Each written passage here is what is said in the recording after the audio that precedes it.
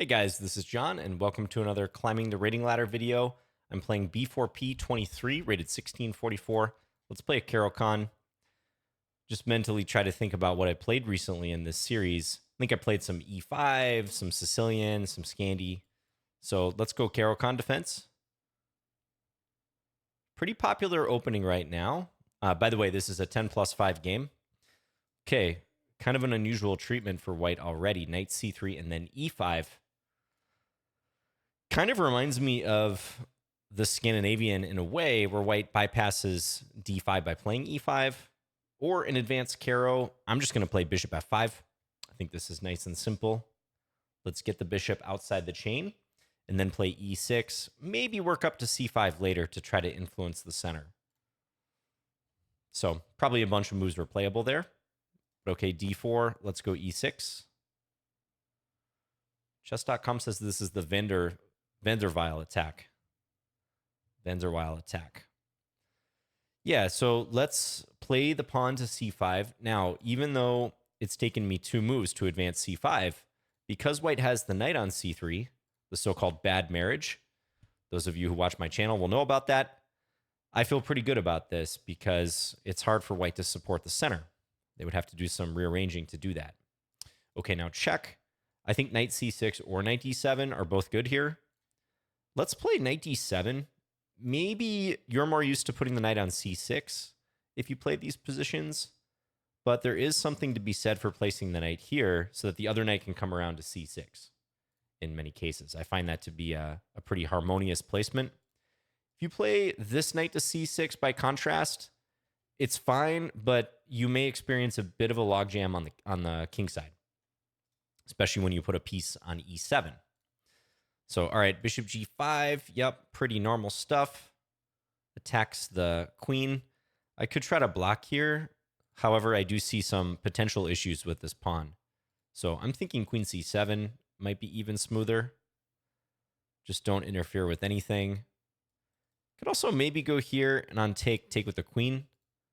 But I actually get the sense this is going to be a liability for white out there. So let's not mess around with something like this, allowing takes. Just going to play queen c7. So yes, white has developed all their minor pieces. White has a nominal lead in development in that sense, but the position remains closed.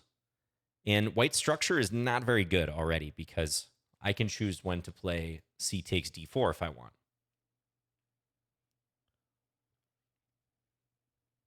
If you're curious, if I lose this game, I lose 127 rating points. This 10+5 game is rated. If I draw, I lose 63. However, if I win, I gain 1 point. So it's not a complete free roll rating-wise for my opponent. Okay, interesting. Knight h4, going after the bishop. Instantly, a tactic flashes through my head here, having to do with c2 and d4. So originally, I was thinking take on c2, queen takes c2, and then c takes d4 with the pin. It's a little bit fancy, though. There's bishop takes d7 at that point. I could also try to play this first if I want and go after the knight on c3. Let's say c takes d4, queen takes d4, then bishop takes c2. But I know from experience, taking that pawn can be a little greedy. So perhaps I don't even want to do that. Yeah, I think I'm just going to play bishop g6 here. Let's bring the bishop back. I'm okay with trading this. The light square bishop for the knight. I'm definitely familiar with those structures from the Scandinavian. Okay, white castles. So at this point, I could think about playing a6 and attacking this bishop. I could definitely think about taking on d4. And then on queen takes d4, maybe bishop c5, followed by knight e7. That looks like a pretty decent continuation because this pawn is annoying for white to defend. This bishop's kind of floating on g5, but I don't know that I'm keen to attack it because then knight takes g6, I'd have to take with the f-pawn. So leaning towards c takes d4, queen takes d4, bishop c5. But then there's bishop takes d7 with check. So maybe I should play this a6 move first. That might be the better option here. Another move is bishop e7. Bishop e7 actually looks pretty good too. Just kind of seamlessly attempt to develop here. Let's say we get a trade. There's still this capture, though. I think I'm going to play a6. Let's just get rid of this bishop at this point. Pre-move the capture with the queen in case white decides to do that. White takes on g6. That's kind of an in-between move, but I can't do much to take advantage of it because my rook is under attack. So let's simply capture. H takes g6 towards the center, opening the H file in the process. Again, I'll pre-move queen takes d7.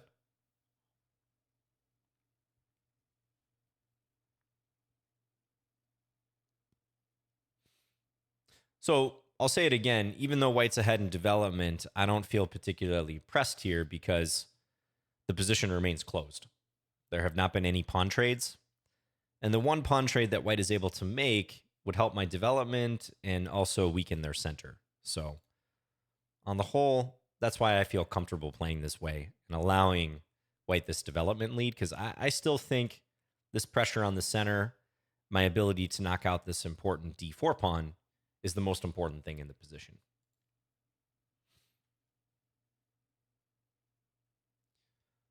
So we'll see what white cooks up at this point. The knight, it's amazing how often a knight is misplaced on c3 in these situations. And that is why having the ability to play the pawn to c3 is so prized in these setups. And that's along the lines of a French advance or many of these Caro-Kann advance lines too. So yeah, already knight e2. Seems like white is taking some steps to remedy that. Maybe going to play c3 in the near future. So I could definitely make that capture. I'm anticipating white takes with the knight. I'm thinking I should play that way. Let's do it. If I don't make this trade, white will get a chance to play pawn c3 and then be able to support the center if they want. So we'll make the capture. And now knight takes d4. I'm thinking one of these pieces coming to e7 on the next move. Okay, white takes with the queen. I'm a little surprised by that. Don't think that's as harmonious. A knight would stand well on this square. So although I can't play a piece to c5 here, rook c8 catches my eye, hitting the pawn. Maybe menacing rook c4 or bishop c5 soon. Could still play a piece to e7. But yeah, let's play the rook over. Just see how white reacts to that.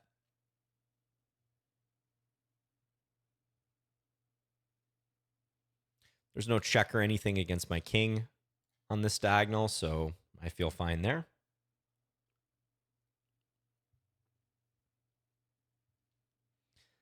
Debatable if I want to take this pawn even, but this just feels like a handy move to me. Influencing these squares and attacking, allowing for bishop c5. Does a lot of stuff. This is the half-open file for me. So in terms of where a rook might logically go in a position like this, the half-open file is a strong candidate. Little time check. We're 13 moves into the game. Both have over 6 minutes, closer to 7 minutes, so doing fine on the clock. Rook c1. Yeah, so c4 could be a thing for white in the future. I'm thinking maybe rook c4 could make sense. I would have to reckon with this move. Bishop c5 looks real easy, though, followed by knight e7. I wonder if it's even more clever to play this move, though, looking for knight f5 or knight c6.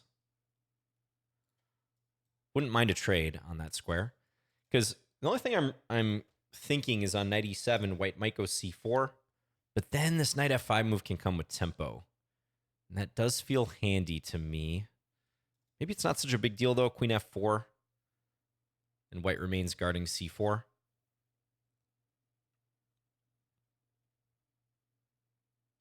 Could also play knight e7, c4, knight c6. Again, I think queen f4, though, is probably going to be the reply. So is that an argument for throwing this in? I don't know. Queen b5 sort of vaguely catches my eye, too.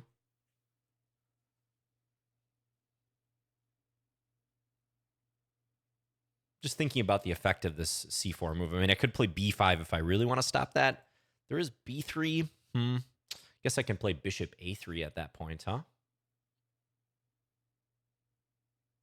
Yeah, actually, b5 might be a decent idea here. I'm going to do it. Again, taking some liberties with my development here, but I just don't really feel the danger crouching behind these pawns, and there's a lack of tension that white can exploit. So, yeah, I think we can spend one move to stop c4, still with an eye towards ideas like this.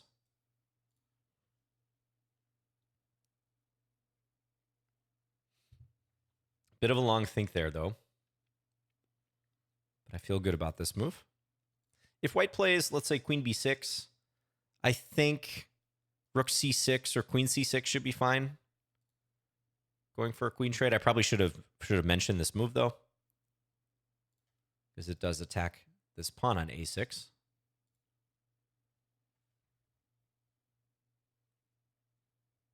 Yep, right on cue. White does play that.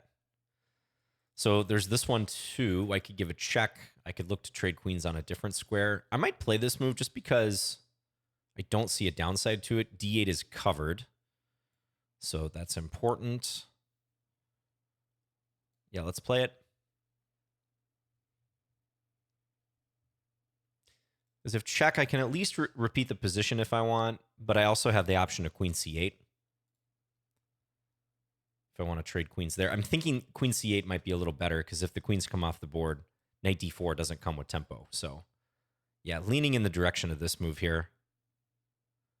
Again, could repeat once, but let's go queen c8. I think it's fine.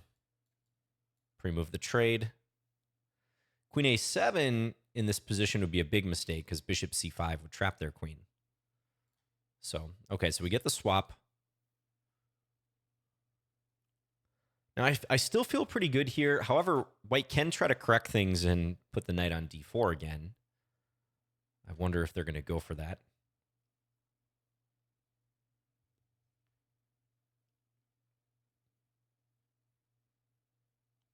And if white does, might be time to start developing the kingside at long last. Bishop c5, knight e7, knight f5, knight c6.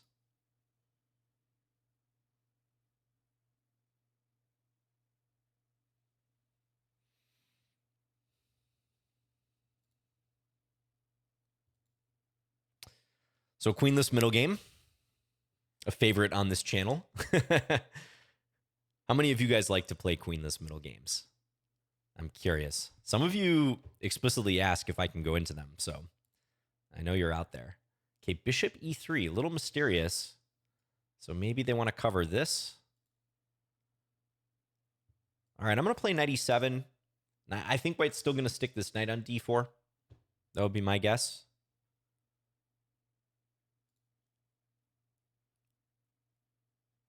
Yeah, I didn't see a good square for the bishop yet, so knight e7 it is.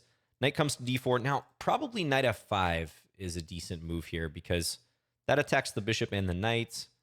If takes, I can get a little closer to the center. I do like the look of that. Let's play it. Pre-move this capture. Now, undeniably, we're in... Okay, white doesn't take. I was going to say, undeniably, if white trades knights, we're in an endgame where I can't claim a huge advantage, but I do think I was a little more comfortable in that situation. But white drops the knight back.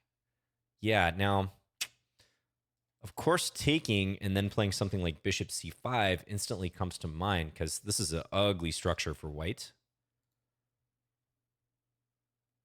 Yeah, I think I should take, because it's going to take a while for white to rid themselves of that structure, if they even can. So let's play the capture.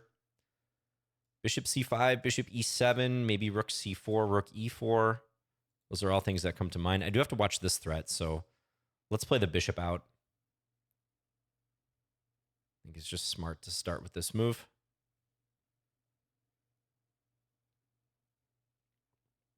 Gain a tempo on that pawn. Rook e1 or king f2 or knight d4. All plausible options here. On knight d4, I kind of like this option of rook h4, though. attacking the knight. So, okay, white plays king f2. Now, for the moment, this knight is stuck defending h2 since white's king no longer defends that square. I'm thinking king e7 might be a decent way to play this. Rook h5 somewhat comes to mind too. Let's start with king e7, though. Maybe I'll even play f6 at some point, but I like just connecting the rooks together. Okay, h3, so taking the burden off the knight. Could play this rook h5 move. I think there's something to be said for that. But on king e2, where is my rook really going? That's a different story. I mean, maybe I can slowly encircle this pawn. I don't see a whole lot of downside to playing this. So I think I'm going to go for it, rook h5.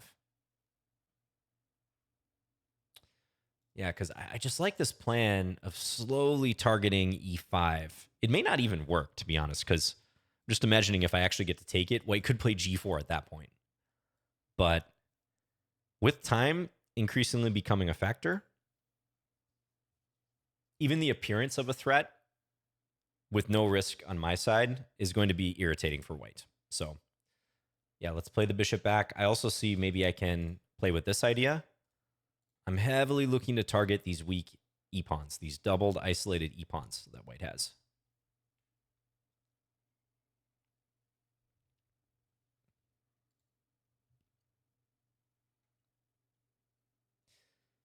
It crossed my mind, maybe white will try to break out here with something like g4, rook takes h3, knight g5, hitting the rook and also f7. But at that point, I have rook takes e3 check or rook h2. Either one would be an in-between move that stops the whole attack on f7. So I'm liking the look of those. Okay, king d3. White playing solid. Is it time for rook e4? It may just be. Just double checking rook c4, g4. Rook takes knight g5. Again, I have rook takes e3. Yeah, I like this operation. Let's do it. We're really trying to work all the pieces here. And there goes g4. But I think white has miscalculated. I think white sees that this is an option, but I think they're missing rook takes e3. And I'm just pausing to see if I've miscalculated somehow, but I don't think so. I think we got this.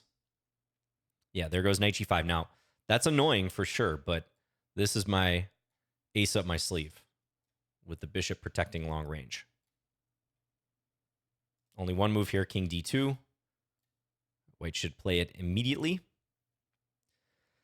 Now, we do have to respect this threat, and I don't see a mate because rook d4, white can take my rook. So I think probably f6 is what I should play here. Don't want to get greedy and allow something like this, and then rook takes a7. Yeah, I think f6 fits the bill. I'm just looking for anything else that might make sense, but let's go for this.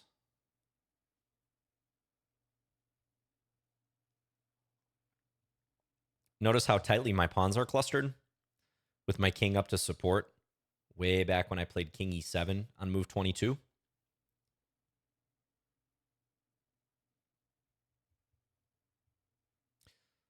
It's nice to have that coordinated, compact position when things get sharp. It's just you have this assurance that your position is going to remain solid a lot of times. Not always, but... All right, so we got the attack on the knight. And I think when white retreats this knight, let's say to f3, I'm good to play rook takes g4 if I want. Maybe white will think about knight h7, but that move looks extremely loose. Trying to attack here. I see some potential problems with it, like maybe rook h3 is good now. Threatening the knight and also threatening bishop e3. Yeah, it looks like a pretty good option. I mean, I could try to calculate some sort of mating ideas, but I'm just not really seeing the need for something like that, nor do I think it's going to work. Okay, I could allow the capture here, give a check, king d1. That looks winning too. White's knight is actually pretty poorly placed there. Kind of dominate the second rank. So I think pretty close call between this and this. I mean, here there's rook h1, take, rook takes g4. That's completely winning, but I think this might even be easier, just given how poorly white's knight is placed. So let's take idea rook g2.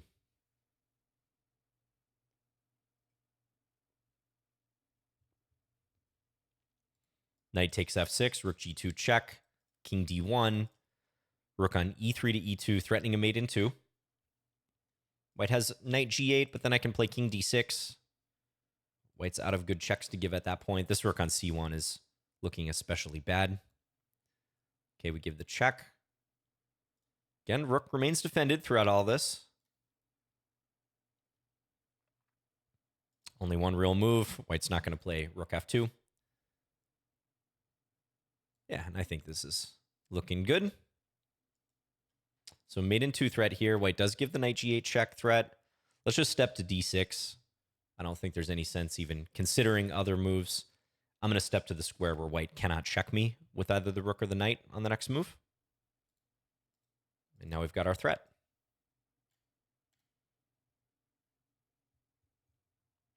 Very tough for white to defend. I think they got to move their rook over this way to have a chance. So rook h1, let's say check on d2, king e1, rook on g2 to e2 check, king f1, rook f2 check, king back to e1. Again, I don't quite see a mate, so maybe there'll be a little cleanup job to do. But I can start taking pawns over here if I want. Also, there's bishop e3, by the way. And maybe I'll even start with that move. Kick this rook. This rook is white's worst piece in the position. Ooh, white. Okay, so white's going to try to bail this way with their king, but they're going to lose all their pawns in the process. Let's just give the check.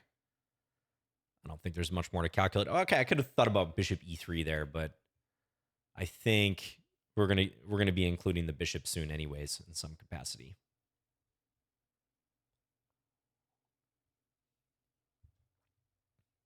For example, king d1, there was rook on g2 to d2 check, king e1, and then bishop f2, which would force rook takes. Okay, if I go here, is this move more or less unstoppable? I think it is. White is just so boxed in over there. This is obvious, right?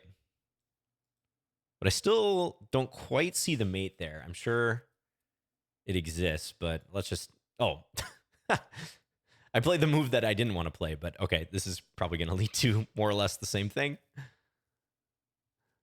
Classic case of playing the move that was in fact the other one that you calculated. I think Mikhail Tal talks about that in his books. All right, check or one of the rooks coming to c2. I mean, I could try to get the same position if I want. Yeah, let's play this one first. Just see if white goes back this way.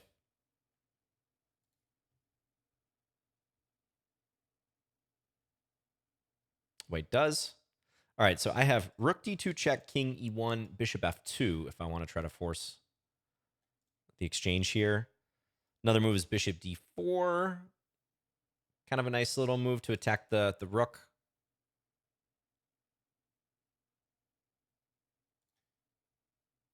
So many moves are winning.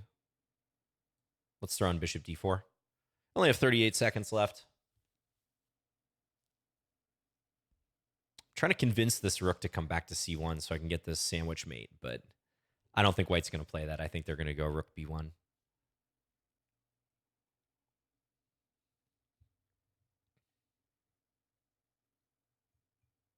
Maybe on rook b1, I just take on a2, actually, because that picks off the remaining pawn. These rooks are stuck to the back rank. Ooh, white goes rook f8. What is that move about? Yeah, probably just desperation. Let's just pick up the rook. They get in a check, but nothing really else.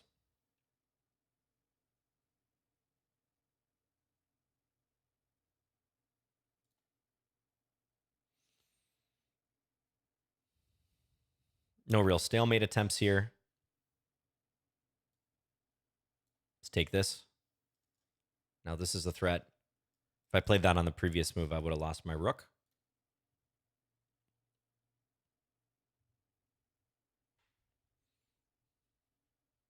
Plenty of moves for white to make here. 2 pieces on board. The king also has 2 squares, so no real risk of stalemate. Okay, white runs. I think we have mate in 3 here. Rook g1 check, rook f1, bishop c3 check. King is cut on the second rank, so king d1 is forced, and then rook takes on f1 checkmate.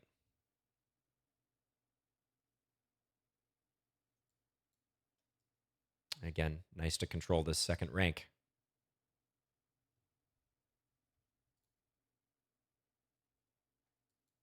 There we have it. Okay, thanks to B4P for the game. All right, so not a big fan of this line that white played. Knight c3 followed by e5. Again, I just feel it's pretty likely the knight is misplaced in this type of situation. That being said, I do think white handled this okay. And maybe around here, it's possible that white was close to equalizing. I think a big mistake was not taking my knight. Not playing knight takes f5. White pretty quickly played knight f3. That was a 7-second move.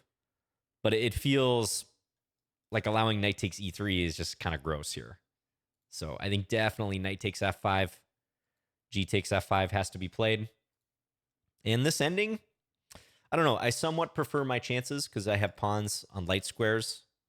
They help complement my bishop. White's bishop feels a little less relevant to me, although it does have some scope this way. White could support the pawn on e5, but I just feel like I have more room to maneuver here. Pressure against the c-pawn. This would be tough, though, to win a position like this, because I think the play would probably gravitate towards the queen side. Maybe king d7, bishop e7, doubling the rooks. Perhaps I could try to probe on the king side, but it feels like the queen side is where the pieces are going to go. So that would have been a tough endgame grind, but this happened, and I stayed patient here, and I think the position that really showcases what I'm going for is this one, with rooks on h5, c4, long-range bishop putting pressure on e3, and white just wasn't able to cope with all the ideas here. Rook e4, the pressure on e5. I mean, maybe, let's just say white does something like this and stays kind of compact here. Maybe white can defend, but there is this bishop to b8 idea at any given moment. I know I mentioned g4 as a way white can try to disrupt that, but with this rook on e4 also protecting the bishop, maybe it's too much. But I don't know, like let's say hypothetically something like this happens. g4, rook takes h3. There is this move, which could actually be a big problem in this position, especially if this is defended, or even knight d2 in some cases. Although I guess here what I can just take. So yeah, there's still going to be some logistical problems for me in fully realizing an advantage. But that's what happens, you know, in a position where you have chronic weaknesses and you don't have much to attack yourself, you're prone to making mistakes. Everyone is. So I do feel even if white doesn't blunder something right away, it's just a highly unpleasant position, not a position you can realistically hope to hold too often, even against players around your own rating. So I'm keenly aware there's big rating mismatches in these games, guys. But one thing we've noticed in climbing the rating ladder is it's very hard to look at a position or a resource in a position in isolation. In many situations, the writing is almost on the wall by the time that you get to a position where even if there is a resource, it's just so tough to find under the circumstances, the way the game has been flowing, the time situation, all that. So, you know, we'll just flick on the engine here before we take a look. Yeah, it's only a quarter pawn, but I wouldn't want anything to do with this position as white. Okay, a4 is the top move that appears to just give a pawn for free. But yeah, maybe Stockfish can defend this, but it's not going to be fun. I'm going to briefly see if I had better chances in the opening. I kind of feel like B5 might have been a little too squirrely. Maybe I shouldn't have gone for that. But yeah, I wouldn't advocate what white did, because the pawn on D4, in my opinion, is kind of a crutch here with the bad marriage of the knight on C3 instead of having the pawn here. But I think my opponent did a good job of making this work to some degree. Okay, let's check out the analysis. 78.2 to 91.4. This is probably where white played G4. I'm going to guess. Yeah.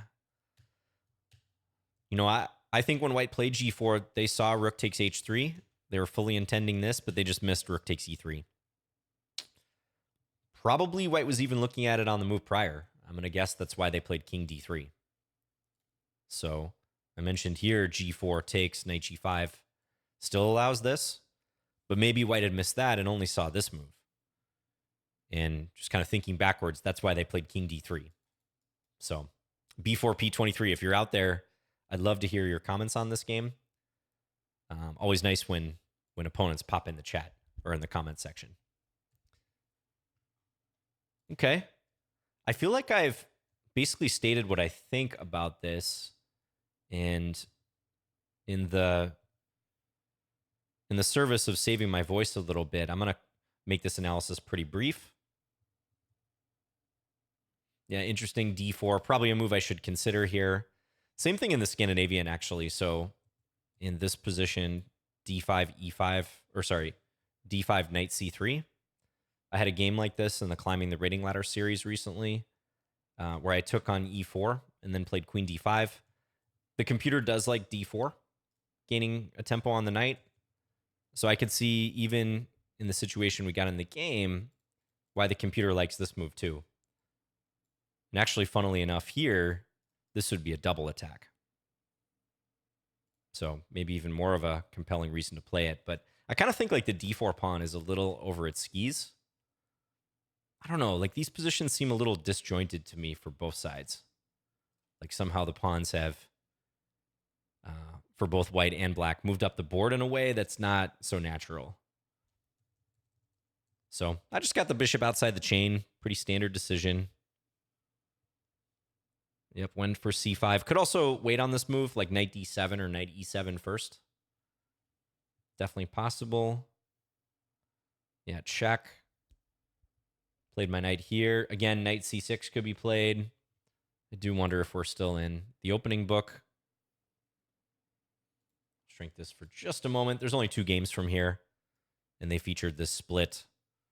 So not anything we can really glean from that, but just keep knight D7 in mind if you're a Caro player or a Scandinavian player, because you might actually like this arrangement better than playing the knight to C6. Because, again, if you do this, there's just sometimes a logjam on this side of the board where it's not clear which piece you want to put here. And you can try to send this knight to H6, but I think it makes less sense when the bishop is on F5.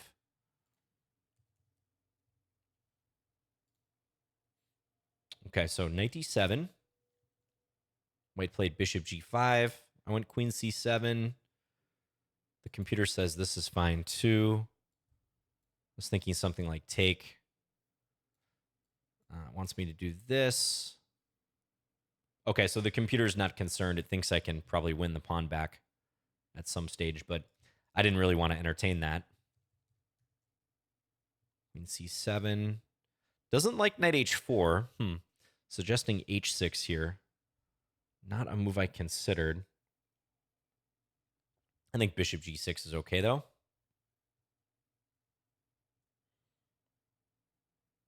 A6. A few little inaccurate marks. The engine is a tough critic. I mean, A6 and C takes D4 are identical in evaluation when I have this running locally, so I don't know that I would consider A6 here to be a mistake. Looks fairly normal to me. Okay, bishop takes D7. Yeah, knight E2. So this kind of shows that white was aware of the knight being misplaced and maybe wanted to go c3. Yeah, I did think white should play knight takes d4 here. That seemed a lot more natural. And then I was probably going to play something like this. Maybe come over and challenge the knight, or bishop e7, attack the bishop. I'd still be looking to castle short, by the way. Like, no problems doing that. I think this half-open h-file situation, it's not going to yield me some gigantic attack or anything by default. So still would be looking to castle short. But yeah, white took with the queen. I mean, this kind of is similar to the mistake they make later in terms of the center, where they play the knight back to f3. This one's less severe than that, but one of these moves that just doesn't quite fit the demands of the position. It just seems to me that the queen is going to get forced out of that square sometime soon.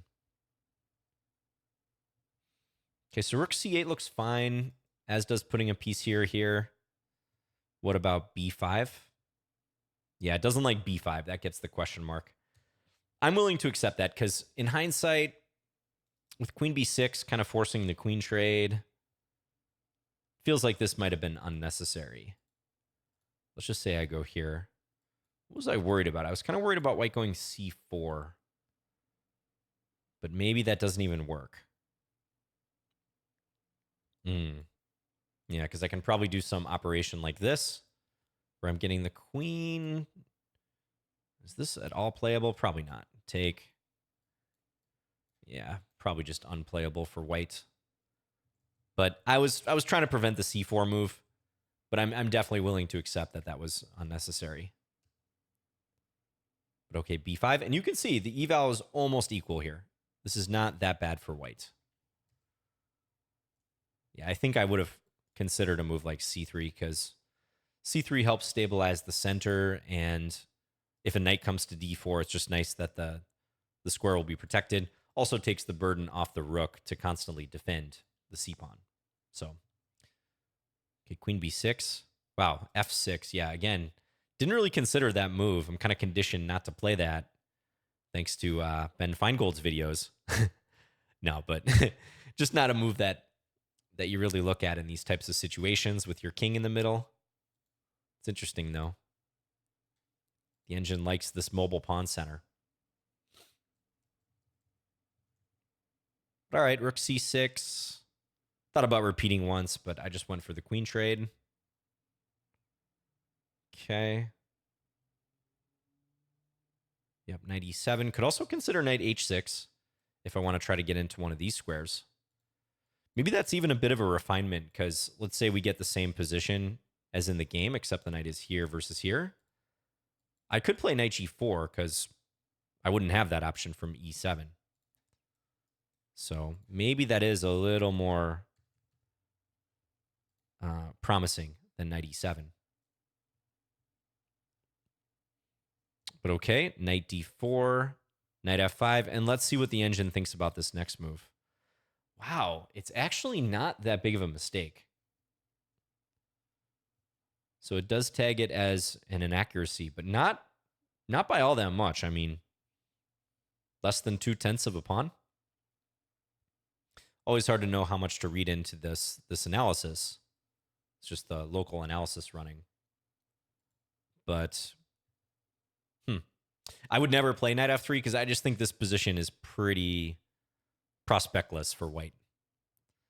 It's a prospectless position. I don't like white's chances to even draw here most of the time. So I think I'm taking that knight on f5 100% of the time and trying to defend this position. I mean, if we flip it around, why is white worse here? Well, black has the better pawn structure. Again, pawns on light squares with the dark square bishop. White has a dark square bishop, but already some important pawns like the pawn on e5 established on dark squares, which is probably going to require further pawns to be established to defend it. Black has this play down the c-file. White doesn't have a clear target. So it's not a fun position to defend, but I think it should be gone for, should be played. So knight f3, take. Yep, bishop c5, king e7. I'm going to turn off the feedback. I think really that feedback is splitting hairs a lot of times. I don't think you guys should read into some of those inaccurate moves so much as we've seen the engine eval like barely budges in some cases. So better to use, in my opinion, like the local feedback most of the time, just like toggling the lines on and off. Okay, H3. Yeah, H3 is fine. Suggesting C3 here. Yeah, C3 does make a lot of sense. Wait, never played that move. Yeah, interesting. I mean, the engine wants me to consider at least F6. You've seen that pop up in many lines, this F6 move, but I didn't feel in a hurry to play it. Again, it wants me to do it. I'm in favor of playing as many annoying moves that create irritating threats or appearances of threats as possible before you consider, moves like F6 where white gets to get rid of one of their chronically weak pawns. So from a practical standpoint, I like bishop a7, rook c4 more. But I believe what the engine is essentially saying is, if white plays correctly, you're not going to trick them doing what you did in the game. Better to just get this mobile center going and start trying to advance.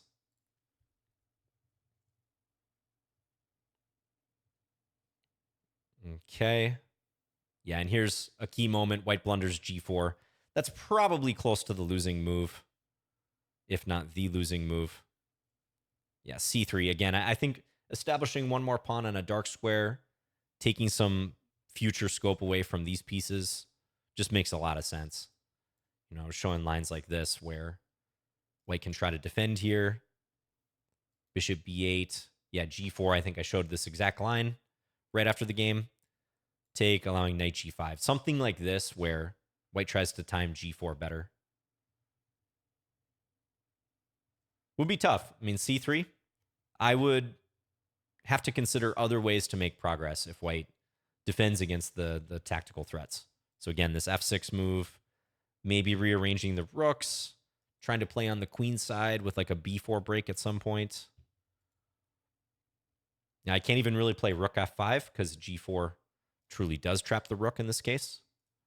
All these squares taken away. So I am, in a way, like playing for some tricks. But again, it's from a position where there's almost no risk to me.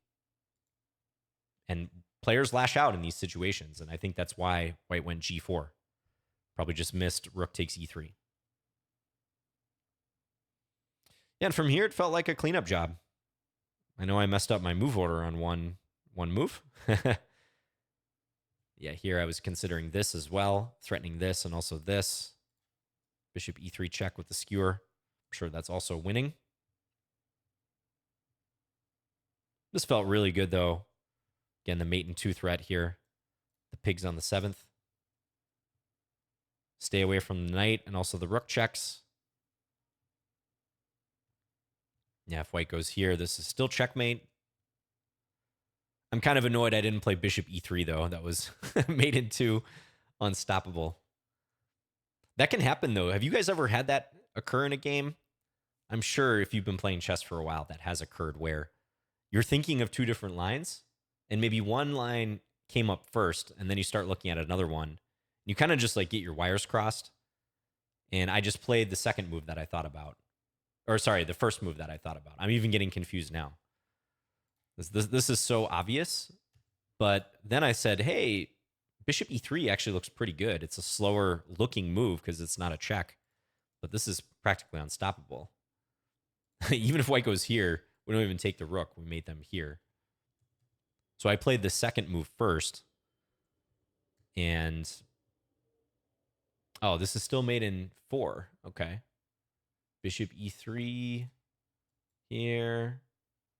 Rook b check. Because if here there's still that blind swine mate. Okay. This type of thing. Yeah, so definitely some forced mates here. Well done to those of you in the comments who saw that. Time was becoming a bit of a factor, so I just wanted to make sure I didn't botch anything further. But honestly, you shouldn't guilt yourself too much for missing wins and going for like longer wins, let's say, if you're missing wins in the first place when you're already in a completely won position. Like don't really sweat that. However you win most comfortably and you reduce the chances of like a complete turnaround or some, crazy draw or reversal, that's fine in my opinion. So that's my cope for this. Coping hard that I didn't play bishop e3 in this position. Okay, thanks to B4P for the game. If you play these structures for either side, this might be of use to you. Again, I wouldn't recommend getting into this sort of thing from the white side, where you have the knight on c3 blocking your c-pawn. I do think that's a recipe for trouble when it's not so easy to play c3. There are some lines of the Caro-Kann advance where you can do that, but again, I just wouldn't recommend it. But we did see that white had an okay position. I think my opponent played tenaciously, but neglected some strategic elements of the position, like knight f3, allowing this. I think white would have to have a lot of short-term activity to justify a decision like this. And then later getting impatient. It's tough. It's not easy. White's got to grit their teeth and defend. Kind of start marshaling their pieces here. Look for a moment to play g4, but if they play g4, making sure it works tactically, because in the game, clearly it didn't in view of rook takes e3. Otherwise, white had a good point here that this was trouble, but rook takes e3 is a killer. Apparently, I can even play this move, which I didn't consider whatsoever. But yeah, interesting that that's also good. All right, thank you guys for watching. I appreciate it. Let me know if you have any comments or feedback. Shout out to all the Caro-Kann players out there. I know there's a lot of you. Consider the Scandi as well. Scandi is, in some ways, a streamlined, simpler version of the Caro-Kann with more surprise value. But that's just my opinion. All right, thanks again, guys, and I'll see you later.